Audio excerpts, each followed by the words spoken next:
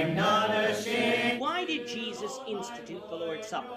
This is the question that we seek to answer today as we continue our verse-by-verse study of the book of Matthew on walking through the Bible.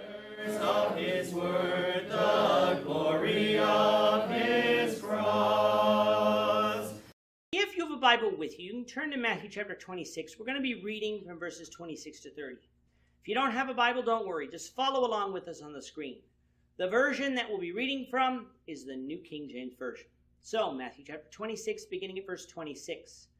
And as they were eating, Jesus took bread, blessed it, and broke it, and gave it to the disciples, and said, Take, eat, this is my body. Then he took the cup and gave thanks, and gave it to them, saying, Drink from it, all of you, for this is my blood of the new covenant, which is shed for many for the remission of sins.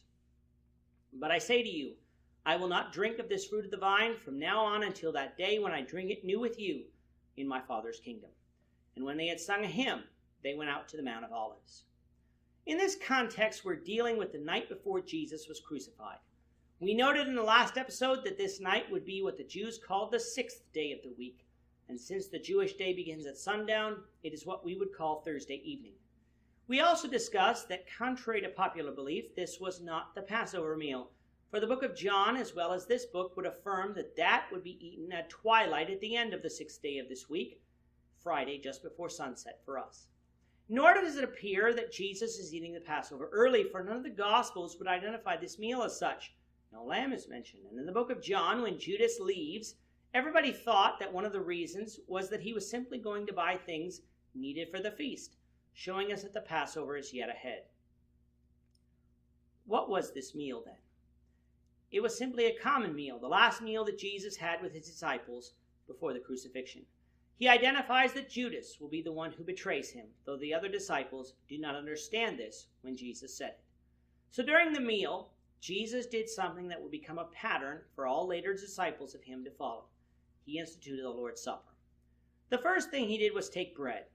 What type of bread did he take? Is it possible to know? Well, in our last lesson, we know that this was the days of unleavened bread, and under the law of Moses, all leavening was to be removed from their homes. So the only bread Jesus could have used was unleavened bread. After taking the bread, Jesus blessed it, meaning that he gave thanks to God for the bread. Jesus in Matthew 6 taught the disciples to give thanks for their food, and so Jesus was doing so here. After praying, he broke the bread and then gave it to the disciples to eat. As he gave it to them, he said, Take, eat, this is my body.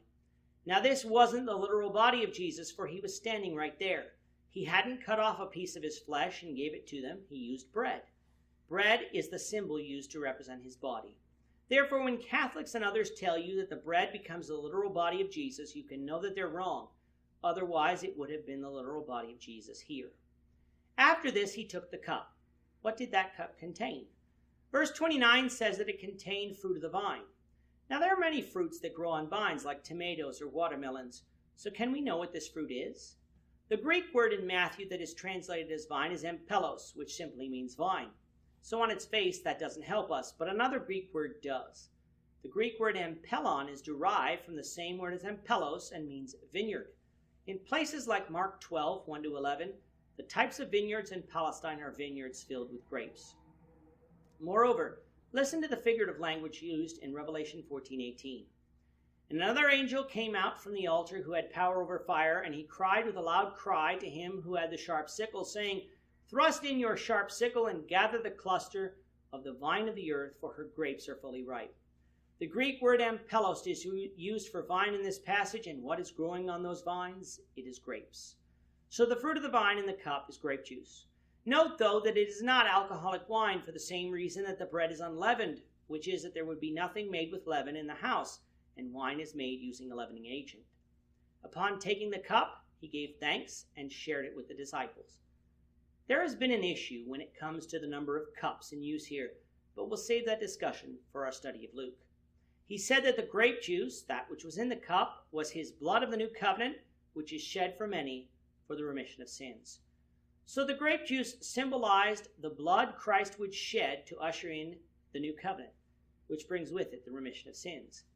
He concludes that he would not drink of the fruit of the vine until he drinks it anew with you in my Father's kingdom.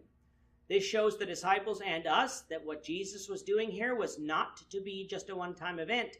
It was a memorial meant to be observed by his followers in the kingdom, which of course in Matthew is the church. When we partake of the Lord's Supper, we commune with each other and with Christ, so he is spiritually partaking along with us. After all of this was completed, they sung a hymn together and then departed for the Mount of Olives. With that, our time is up for today. Lord willing, we hope you'll join us for tomorrow's question and answer edition, seeking to answer the question, is it possible to speak to the dead? Lord willing, on Monday, we'll return to our study of Matthew, covering Matthew 26, verses 31 to 35, as we continue our walk through the Bible, one verse at a time. I'm not ashamed. Thank you for watching today's episode. We hope that you found it edifying and ask that you not only subscribe to our channel and podcast, but that you like and share this episode among your friends, so that the saving gospel of Jesus Christ can go out to the whole world. Of his cross.